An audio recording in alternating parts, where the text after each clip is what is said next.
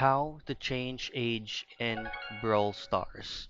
Now, the very first thing that you have to do is it's gonna be set by default as 16 below. So all you have to do is to contact a customer support. Now, to do so, just simply go to your account settings located at the top right corner, the three lines right here. Now go to settings and just simply tap on help and support.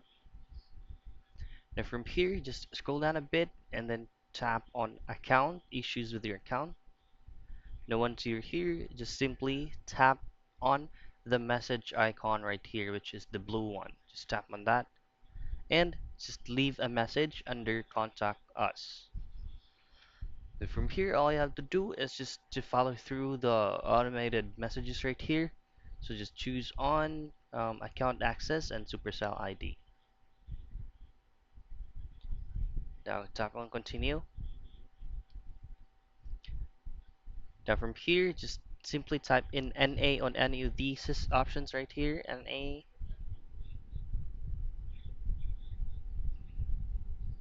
Now under what was the approximate trophy count of your account, just type in 0. And then all you have to do is just to go to what is the name of your lost account. Now from here, just simply explain that I have entered a wrong age.